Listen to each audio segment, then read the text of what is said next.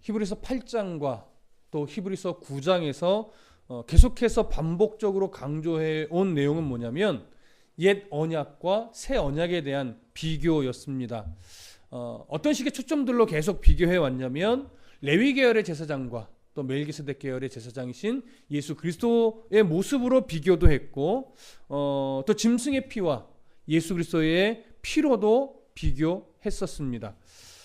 모든 비교가 다 옛 언약에 속한 것들에 대한 불완전성, 유한성, 그리고 계속적으로 반복해야 하는 이런 불완전한 속성들을 드러냈고, 그에 비해서 새 언약에 속한 것들이 얼마나 온전하고 영원하고 완전한가, 이런 부분을 드러내면서 계속해서 강조해 왔던 겁니다.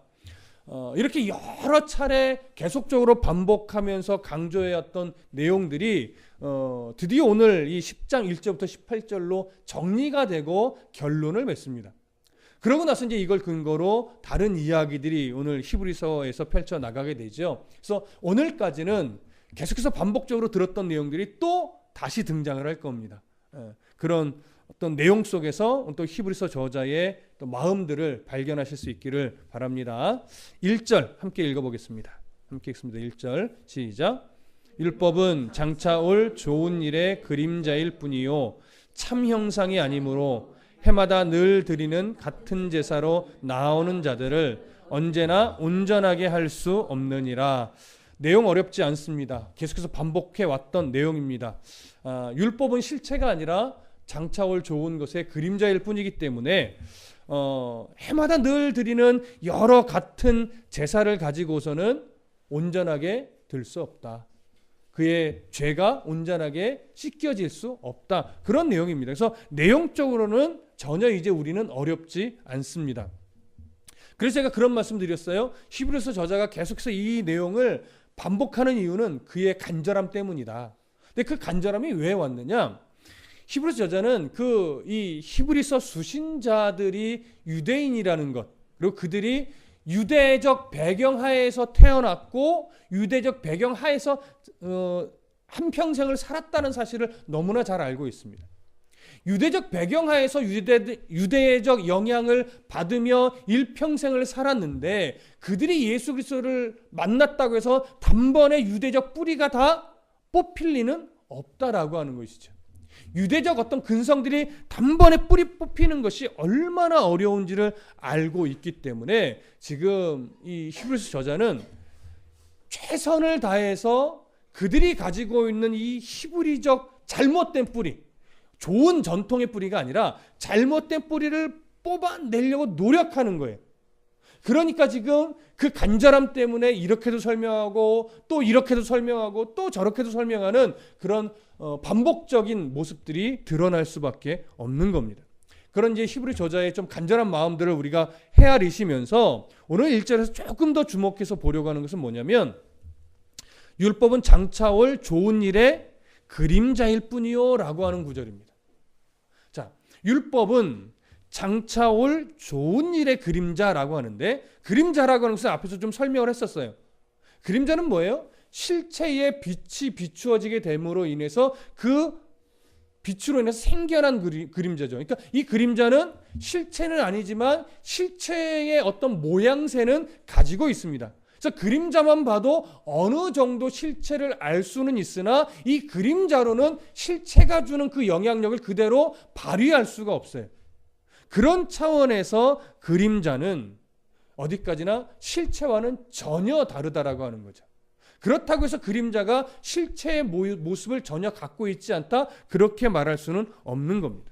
자, 그렇다면 이 그림자가 어느 정도 모형으로 가지고 있는 실체는 무엇일까요? 오늘 성경은 장차 올 좋은 일이라고 표현합니다. 여기서 말하는 장차 올 좋은 일은 뭐겠습니까? 율법을 완성하실 예수 그리스도시죠. 율법을 완성할 예수 그리스도, 그분의 구속 사역이라고도 말할 수 있을 겁니다. 예수 그리스도이시며 그분이 성취하실 여러 구속 사역들, 그렇죠? 우리의 죄를 위한 구속 사역들을 의미한다고도 말할 수 있습니다.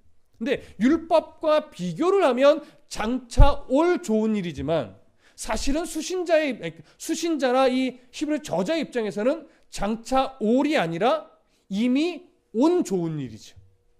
이미 오셔서 구속을 완성하신 그 예수 그리스도를 의미하는 겁니다. 자, 그렇다면 인류의 역사 속에서 율법과 장차올 좋은 일, 그림자와 장차올 좋은 일, 이 두 가지를 본다면 역사 속에서는 어떤 것이 먼저 드러났죠? 그림자예요. 그림자가 역사 속에 먼저 등장을 했고 사람들에게 영향을 미쳤습니다. 그리고 나서 율법이 영향을 미치고 나서 이제 장차올 좋은 일이 그 역사 속에 나중에 등장을 했고 그것이 정말 하나님의 뜻을 온전하게 이루어낸 것이죠. 그러나 역사 속에서는 그렇게 등장했을지 몰라도 하나님의 계획 속에서는 무엇이 더 먼저일까요? 실체가 먼저죠. 그렇죠? 예수님. 인류의 구속을 위해서 예수님이 이 땅에 성육신하실 것과 그의 죽음으로 말미암아 완전하고도 영원한 속죄가 이루어짐으로 말미암아 어그러지고 단절됐던 우리들의 모든 깨진 관계가 하나님 앞에 다시 회복되어 그 하나님 나라의 백성이 되는 것, 그렇게 만드실 것, 이것이 하나님의 계획 속에 이미 먼저 세워진 거예요. 이 계획은 이미 이루었지만 아직 완성되지는 않았습니다. 그렇죠? 이미 이루어진 이 구원의 계획은 지금 완성될 날을 바라보며 진행되고 있는 중이에요. 그런데 이 하나님의 구속 계획이 실체가 되는 예수 그리스도를 통한 이 계획을 준비하기 위해서 하나님이 뭘 또 그 뒤에 예비하셨을까요? 율법이죠.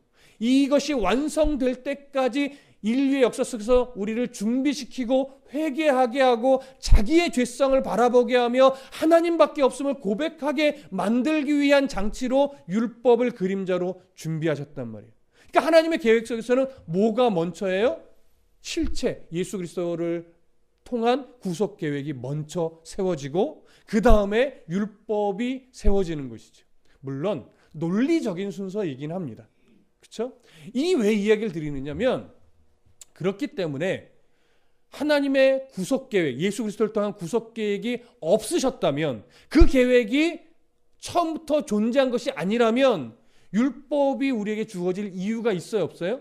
이유가 없다라고 하는 거예요. 그런 차원에서 예수 그리스도 그분의 구속 계획은 실체가 되는 것이고 율법은 그림자일 수밖에 없는 거죠. 그러니 그 그림자가 온전할 수 없는 건 지극히 당연한 거예요. 그림자가 온전하다면 이 앞에 하나님의 본래적인 구속 계획이 의미가 없어지는 거예요.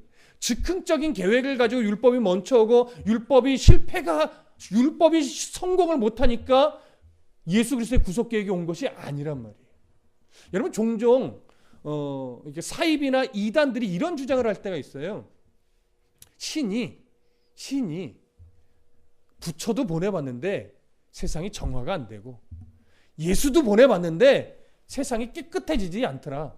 그래서 그 신이 이 세상의 판을 다시 짜서 새롭게 인류를 시작할 때인데 그것이 개벽의 날이고 그 개벽의 문으로 들어가려면 우리 쪽으로 들어와서 우리 단체에 속해야만 그 개벽의 문을 통과하여 새 판이 짜여지는 그 새 세상으로 갈 수 있다. 이렇게 주장을 하는 걸 저는 두 귀로 똑똑히 듣고 아 그러시군요 하면서 칭찬해주고 온 적이 있습니다. 신학생 때. 여러분 만약에 이런 식의 논리라면 그 신의 모든 이 세상을 향한 구원 계획은 다 즉흥적인 거예요. 그리고 다 불완전한 계획이에요. 어떤 신이 그런 불완전한 계획, 이 사람도 보내보니까 실패하고 안 되고 저 사람도 보내보니까 실패하고 안 돼서 드디어 판을 다시 짜려고 하는 그런 즉흥적인 신이 어디 있겠어요. 근데 세상 사람들이 만들어 놓은 신들은 다 어떻게 돼요? 사실은 다 즉흥적이죠. 신과 사람 사이에 막 결혼해서 아이도 낳고 그 아이는 반은 신이고 또 반은 인간이기도 하고 근데 그 반은 신이고 반은 인간인 신이 또 진짜 신과 대적하여 또 이겨내기도 하고 요즘 영화에도 나오잖아요. 물론 저도 재밌게 보지만 말도 안 되는 그렇죠? 지금 예수님의 구속 계획을 그런 식의 시선으로 보서는 안 된다는 겁니다. 하나님은 완전한 구속계획을 세우셨고 그 완전한 구속계획을 준비하기 위한 그림자로서의 율법을 준비하셔서 이것을 역사 속에서 너무나도 정확한 때에 정확한 방법으로 진행해 가고 계시다는 사실을 우리는 분명하게 인정하고 있고 성경을 통해서 확인하고 있는 중입니다. 자, 2절부터 4절을 읽어보겠습니다. 함께 읽습니다. 시작. 그렇지 아니하면 섬기는 자들이 단번에 정결하게 되어 다시 죄를 깨닫는 일이 없으리니 어찌 제사를 드리는 일을 그치지 아니하였으리요. 그러나 이 제사들에는 해마다 죄를 기억하게 하는 것이 있나니 이는 황소와 염소의 피가 능히 죄를 없이 하지 못함이라. 자, 내용 어렵지 않죠? 여러 번 반복했던 내용이기 때문에 여러분 읽어만 봐도 이것은 이런 의미구나 충분히 알 수 있습니다. 2절의 시작을 이렇게 합니다. 그렇지 아니하면. 히브리 저자가 좀 반문을 하듯이 다시 던지는 거예요. 만일 너희들이 지금 수신자들에게 하는 말이죠. 너희들이 내가 이렇게 반복적으로 이 사실을 설명했음에도 불구하고 아직도 인정이 안 된다면, 그러니까 거꾸로 묻는 거예요. 그러면 너희들이 지금 고정관념대로 너희들이 그렇게 드렸던 속죄 제사가 온전한 것이라면, 너희들의 죄를 온전하게 해결할 수 있는 것이라면, 너희들이 예수를 버리고 자꾸 속죄 제사로 가려고 하는데 그것이 정말 너희들의 마음을 시원하게 해주는 온전한 것이라면 이렇게 되는 거죠. 그럼 어떻게 했다는 거예요? 섬기는 자들이 단번에 정결하게 되어서 다시 죄를 깨닫는 일이 없을 것 아니냐 이렇게 얘기를 하는 거예요. 자, 그러면 여기서 다시 죄를 깨닫는 일이 없으리니 라고 하는 건 무슨 의미일까요? 다시 설명을 드릴게요. 제사를 통해서 너희들의 죄가 온전하게 해결이 될 수 있다면 너희들은 다시 죄를 깨닫는 일이 없을 것이다 이렇게 얘기를 하는 거예요. 그럼 죄를 깨닫는 일이 다시 없다. 죄를 지어도 이것이 죄인지 인식이 안 된다 이런 의미일까요? 그냥 문자적으로 보면 꼭 그럴 것 같아요. 근데 이것은 그런 의미가 아니라 우리가 제사를 드리고 속죄를 하는 이유는 뭐예요? 하나님과 단절되고 끊어진 관계를 회복시키는 거잖아요. 죄로 인해 하나님과 끊어진 관계를 속죄 제사를 드림으로 다시 회복시키는 거란 말이에요. 그러면 너희들이 속죄 제사를 통해서 이 죄 문제가 온전하게 해결됐다면 하나님과 단절된 관계가 회복된 건데, 그렇다면 너희들의 마음 상태가 하나님과의 끊어짐으로 인해서 두려워하는 이런 일이 생길 이유가 없다 이거죠. 그렇게 단절된 관계가 단절되지 않아서 두렵지 않게 된다면 그 이듬해, 아니 또 내일 속죄 제사를 또 드릴 이유가 있다는 거예요, 없다는 거예요? 없다는 거죠. 그런데 너희들은 올해 속죄 제사 드리고 내년에 또 드리지 않느냐? 제사장들 봐라. 오늘 속죄 제사 드렸으면 내일은 안 드리냐? 내일 또 드린다 이거죠. 아침마다 또 낮에 그 율법에 규정되어 있는 대로 또 필요에 따라 속죄 제사는 매일 드려지고, 또 우리가 부지중에 지었던 죄를 위해서 매년 대속죄일에 속죄 제사를 매년 드리지 않느냐? 그럼 뭐에 대한 증거라는 거예요? 우리들의 죄가 그 제사로 완전히 해결되지 못했다라고 하는 증거라는 거죠. 그런데도 불구하고 왜 자꾸 율법으로 돌아가서 속죄 제사를 드리려고 하느냐? 지금 이걸 끊임없이 뭐 하는 거예요? 강조하고 있는 겁니다. 그래서 히브리 저자는요, 율법의 이 한계성을 다시 드러내면서 율법에 속한 제사의 역할이 정말 무엇인지를 다시 한번 정리해 줍니다. 그것이 3절과 4절이에요. 한 번만 더 읽어볼까요? 3절과 4절 시작. 그러나 이 제사들에는 해마다 죄를 기억하게 하는 것이 있나니 이는 황소와 염소의 피가 능히 죄를 없이 하지 못함이니라. 율법에 속한 제사의 역할이 뭐라고 합니까? 죄를 기억나게 한다는 거예요. 그게 역할이라고 하는 거예요. 그러니까 율법에 속한 제사는요, 우리가 보편적으로는 제가 어떻게 설명을 드렸냐면 유효기간이 길어야 1년이라는 거죠. 때로는 매일 드리기도 하고 때로는 범죄했을 때마다 드리는데, 어찌됐거나 속죄 제사로 드리는 해결의 유효기간은 길어야 1년인 거예요. 길어야 1년. 그런데 이것은요, 한편으로는 이렇게도 말할 수 있어요. 과연 속죄 제사가, 율법에 속한 속죄 제사가 우리의 죄를 해결해 주는 기능이 있느냐? 사실은 없다고도 말할 수 있어요. 하나님이 유예시켜 주는 것뿐이지. 왜 이렇게 설명을 드리냐면 1년 동안 회복됐다가 1년 후에 다시 끊어져요?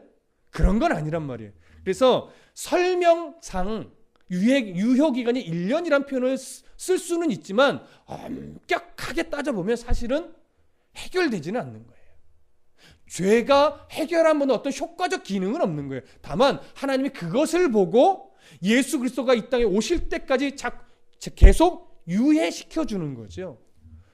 그런 식으로 따진다면 율법에 속한 속죄 제사는 사실 속죄의 기능이 있어요, 없어요? 없다고도 말할 수 있는 거예요. 속죄의 기능. 다만 율법에 속한 제사의 기능은 뭐라고 하는 거예요? 죄를 기억나게 하는 거죠. 그래서 제사를 드릴 때 뭘 생각하냐면 내가 이러이러한 죄를 졌고 때로는 내가 올 한 해 동안 생각지도 못한 죄를 많이 지었을 텐데 이렇게 내 죄를 기억하면서 내가 저 제단에 피를 흘려 죽는 게 마땅한데 지금 내 대신 저 짐승이 피를 내고 죽어 저기서 태워지는구나.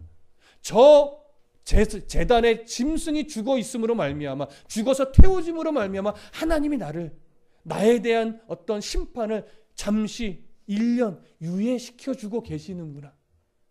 이걸 분명하게 인정하고 고백하면서 또 하나 뭘 바라보게 해요? 그래서 완전한 속죄를 이루실 메시아가 속히 와주셔야 하는데 이런 소망을 갖게 만드는 거죠. 이것이 율법에 속한 제사의 분명한 기능입니다. 그런데도 불구하고 율법에 속한 속죄 제사가 분명한 어떤 속죄 효과가 있는 것이냐 착각을 하고 예수 그리스도를 거절하고 속죄 제사로 간다 그러면 이것이 얼마나 어리석은 일인지 히브리 저자는 답답한 거예요. 그래서 또 이렇게 설명을 하고 있는 겁니다. 요한복음 1장 5절에서 우리가 강해했을 때를 기억해 보시면 사도 요한이 이런 말씀을 했어요. 빛이 어두움에 비치되 어두움이 깨닫지 못하더라. 딱 이 말씀, 히브리서 말씀과 거의 동일하게 적용이 될 수 있는 내용입니다.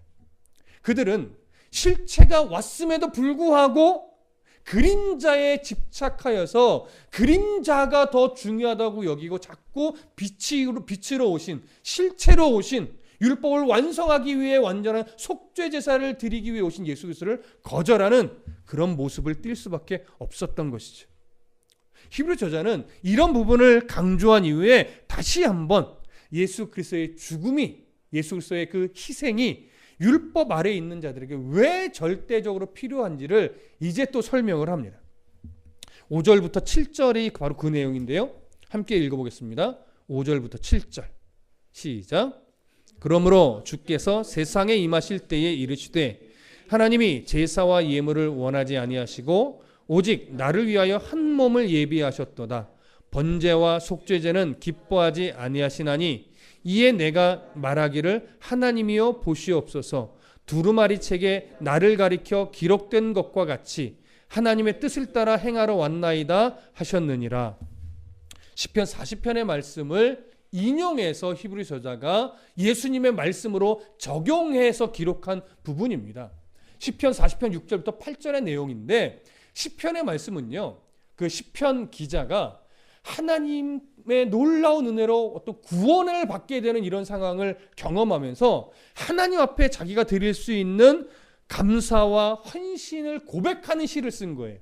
근데 그 시의 내용이 초점이 어디에 있냐면 내가 하나님 앞에 제물과 또 제사를 가지고 하는 나의 감사의 마음을 표현할 텐데 사실은 내 안에 주신 은혜를 표현하기에는 이 제물과 이 제사로는 부족하다라고 하는 것이 그런 마음을 담아놓은 것이 시편 40편의 내용이에요. 그러면 왜 이 말씀을 예수님의 말씀으로 적용하여 여기에다 기록했을까요? 율법에 속한 제사로는 우리들의 죄가 온전하게 씻겨지기에는 턱없이 부족하다. 아예 씻겨질 수 없다. 이것을 강조하면서 예수 그리스도의 속죄는 우리의 죄를 온전하게 씻어내는데, 온전하게 해결하는데 그 예수 그리스도의 피의 효과는 부족하다, 충분하고 넘친다, 충분하고도 넘친다. 이걸 강조하려고 한 것입니다. 그래서 5절에 보시면 하나님이 제사와 예물을 원하지 아니하시고 오직 나를 위하여 한 몸을 예비하셨다. 그러면서 6절에 번제와 속죄제는 기뻐하시지 않으셨다. 이런 표현을 합니다. 이 부분이 바로 율법에 속한 제사가 가지고 있는 부족함, 이걸 드러내는 거예요. 자, 여기서 우리가 좀 한 가지 더 생각하셔야 되는 것이 뭐냐면, 율법에 속한 제사는 누가 주셨습니까? 율법과 그에 속한 제사의 방법들 누가 주신 거예요? 하나님이 우리에게 친히 주신 거예요. 당시 유대 백성들에게 친히 주셨단 말이에요. 그런데 하나님이 가르쳐 주시고 이렇게 하라고 하고 이 제물을 이런 걸로 이런 방법을 통해서 바쳐라라고 알려주고 시행하게 하셨음에도 불구하고 하나님이 명령해 놓고 뭐라고 말해요? 나는 이런 제사와 제물을 원한 적이 없다. 나는 번제와 속죄제는 기뻐하지 않는다. 이렇게 말씀하시는 거예요. 여러분, 사실 충돌입니까? 충돌이 아닙니까? 충돌이죠. 가르쳐줘서 그대로 했더니 나는 그걸 기뻐하지 않으신대요. 이건 사실 충돌이에요.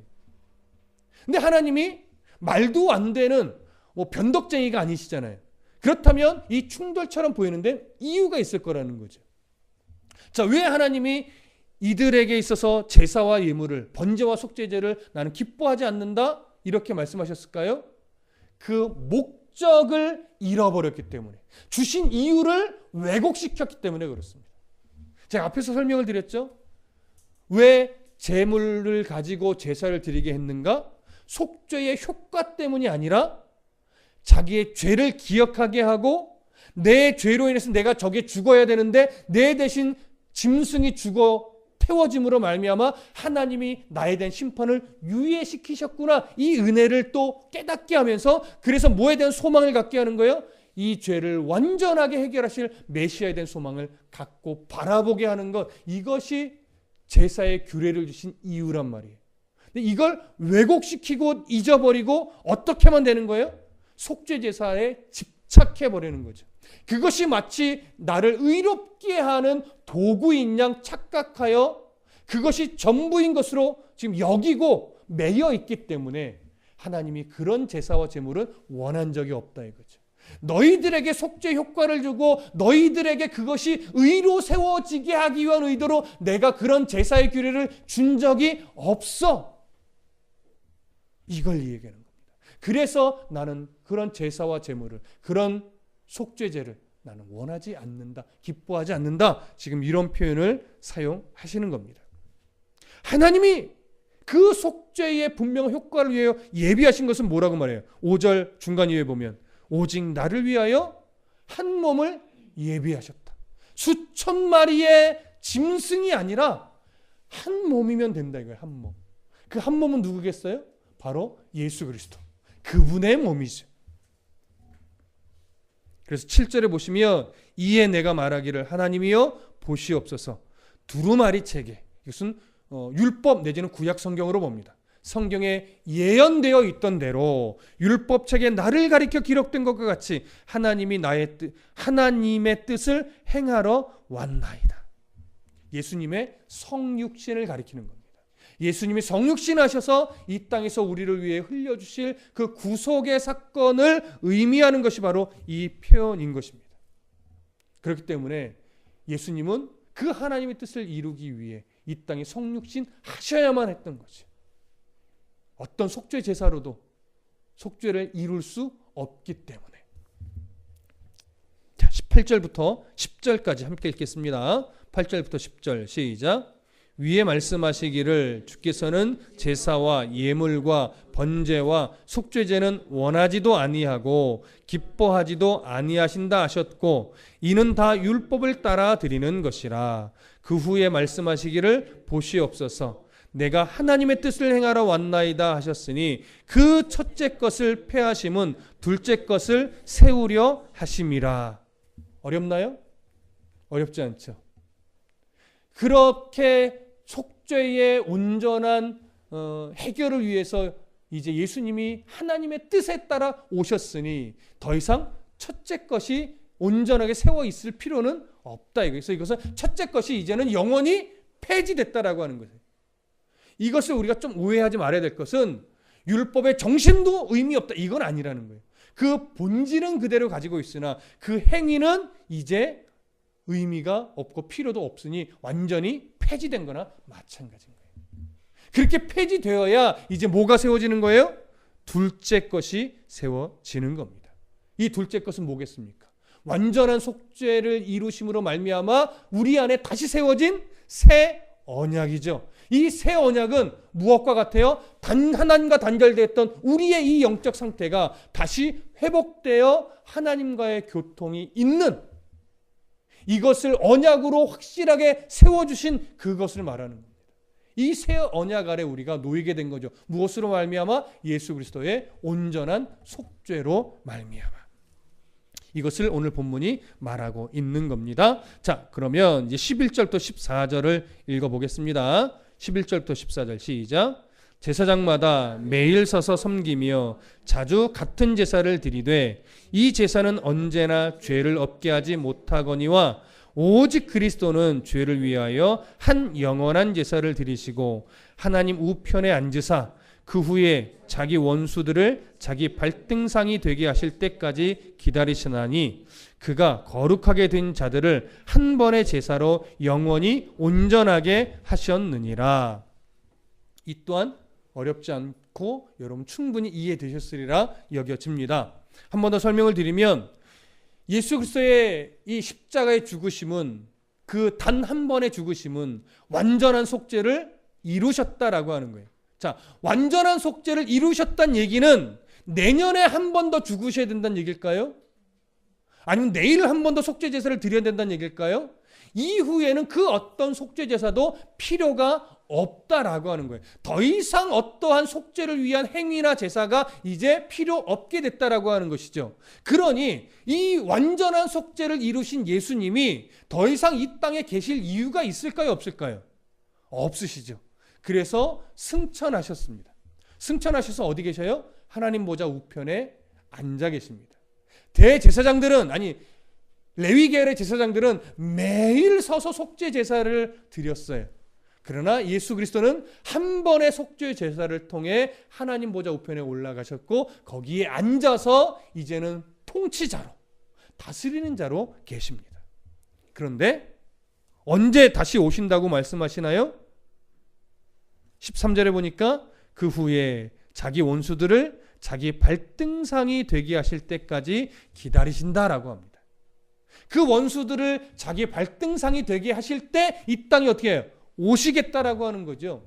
마태복음에서는 이걸 어떻게 표현합니까? 복음이 온 땅에 충만하게 됐을 때, 그때 예수님이 재림하신다고 분명하게 말씀을 하셨습니다. 자, 왜 예수님께서 그때까지 기다리셔야만 합니까? 지금 우리들에게 완전한 구원의 은혜를 이루셨지만, 성취하셨지만 완성된 구원에 이를 때까지는 하나님의 뜻 안에서 기간을 좀 두셨어요. 거기에는 하나님이 우리를 더 하나님의 자녀답게 훈련시키고자 하는 분명한 이유가 있으신 것으로 여겨집니다.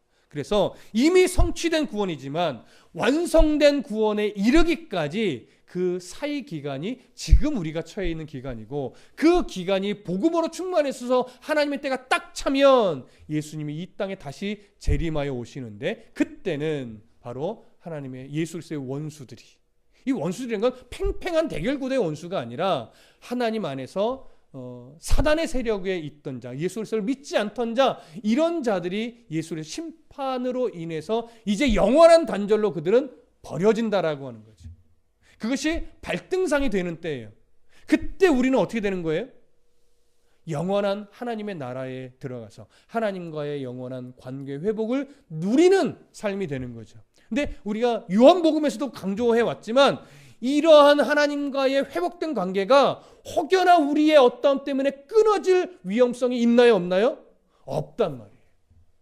그래서 우리에게 있어서, 성도에게 있어서 종말은 두렵게 기다려야 되는 때가 아니라 기쁨과 감사와 어떤 평안으로 기다리는 때란 말이죠. 자, 그러면 생각해 보십시오. 히브리서의 수신자들이 왜 예수 그리스도를 믿었음에도 불구하고 자꾸 속죄 제사, 율법에 속한 속죄 제사로 돌아가려고 했을까요? 불안한 거죠. 예수 그리스도를 믿긴 믿었는데 아직도 여전히 뭐가 남아있어요? 죄의 습관이 남아있단 말이에요. 죄의 습관이 남아있는데 속죄 제사를 안 드리고 한 해 뒤에 그냥 가려고 하니까 마음에 뭐가 있어요? 불안함이 있어요. 야, 이렇게 내가 분명히 어제도 뭐 잘못됐고 그제도 뭐 잘못했는데 내가 속죄 제사를 안 드리고 이렇게 있자니 마음이 불안해서 마지막 때 뭐 받을 것 같은 거예요? 심판받을 것 같은 거죠. 오늘 히브리서는 뭘 말합니까? 불안해하지 말아라. 걱정하지 말아라. 너희들이 연약한 건 당연한 거다. 그건 죄의 습관일 뿐이지 너희들과 하나님의 관계가 다시 단절되거나 끊어지는 것을 말하는 것이 아니다. 그 관계가 끊어지지 않았으니 속죄 제사를 드릴 필요가 있다 없다? 없다. 그래서 예수님이 제자들에게도 말하잖아요. 한번 목욕한 자는 뭐만 하면 돼요? 손발만 닦으면 돼요. 우리는요, 하나님과의 관계가 이미 회복된 자들이에요. 어떤 것으로도 이걸 끊어낼 수 있는 것이 없다고 성경은 분명하게 말하고 있습니다. 이걸 우리가 신뢰한다면 우리는 주님 다시 오실 그때를 소망 중에 감사함을 가지고 기쁨으로 또 평안한 마음으로 기다리면 돼요. 아무리 세상이 지금 말세인데 뭐가 어쩌고 뭐가 저쩌고 뭐 큰일이가 난리가 났네 이러다가 뭐 한국의 교회는 무너지고 없어지고 아무리 떠들어대도 그리고 설사 그런 위험한 일이 벌어진다 하더라도 하나님의 사랑에서 우리를 끊어낼 수 있는 것은 있다 없다? 없다 이거예요. 여러분 극단적으로 한국교회가 다 문을 닫고 한국교회가 다 유흥업소로 바뀐다 하더라도 하나님의 사랑에서 우리는 끊어지지 않습니다. 그러지 않게 되게 하기 위해서 교회가 해야 될 일을 하고 기도할 거 기도하고 우리의 삶을 바꿔나갈 것은 당연히 바꿔나가야 되지만 하박국 선지자의 고백처럼 오직 의인은 믿음으로 사는 거예요. 예루살렘 성전이 무너지고 이스라엘이 멸망한다 하더라도 그 흩어짐을 통해서 세계 곳곳에 또 하나님의 나라가 세워진다면 그건 실패나 패배가 아니라 하나님의 여전한 승리인 거예요. 그것을 하박국 선지자가 믿음이라고 고백한 거예요. 내가 원하는 대로 되는 것이 믿음이 아니라 하나님이 원하시는 대로 되는 것을 바라보고 신뢰하고 인정하는 것, 그게 믿음인 거예요, 여러분. 우리는 믿음을 좀 착각합니다. 어떻게요? 내가 기도한 대로 되는 것, 내가 헌신하니까 뭔가 내가 원하던 대로 되는 것, 이게 믿음의 결과물이고 이게 믿음의 수준인 양 우리가 생각하지만 그것이 믿음이 아니라는 건 아니지만 진짜 믿음은 뭐예요? 내가 원하는 대로 되어지는 게 믿음이 아니라 하나님이 원하시는 대로 되는 것을 인정하고 그것을 수용하고 그것으로 인해 기뻐할 수 있는 믿음, 신앙의 수준이 그게 진짜 믿음인 거예요. 예수님이 정확하게 보셨잖아요. 하나님, 할 수 있으시거든 이 잔을 내게서 옮기시옵소서. 그러나 내 뜻대로 마시고 아버지의 뜻대로 하시옵소서. 아버지의 뜻대로 되는 것을 볼 줄 아는 것, 이게 믿음이죠. 아버지의 뜻대로 된 것을 시기나 질투나 내 욕심으로 싫어하지 않는 것, 이게 믿음이죠.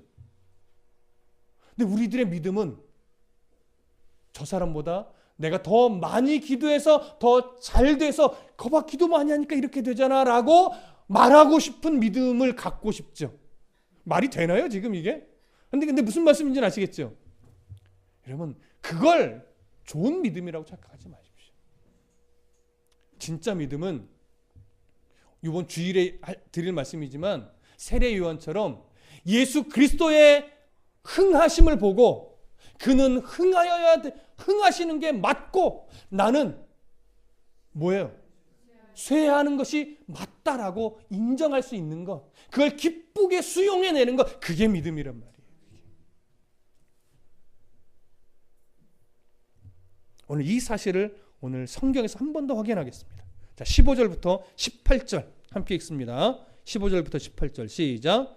또한 성령이 우리에게 증언하시되 주께서 이루시되 그날 후로는 그들과 맺을 언약이 이것이라 하시고 내 법을 그들의 마음에 두고 그들의 생각에 기록하리라 하신 후에 또 그들의 죄와 그들의 불법을 내가 다시 기억하지 아니하리라 하셨으니 이것들을 사하셨은즉 다시 죄를 위하여 제사 드릴 것이 없느니라.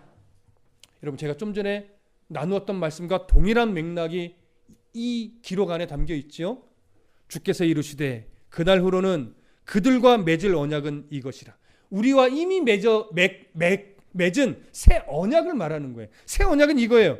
내 법을 그들의 마음에 두고 그들의 생각에 기록하리라. 첫 언약은 어디에 새겨졌습니까? 돌에 새겨졌습니다. 그러니까 어떻게 되기도 돼요? 깨지기도 하는 거예요.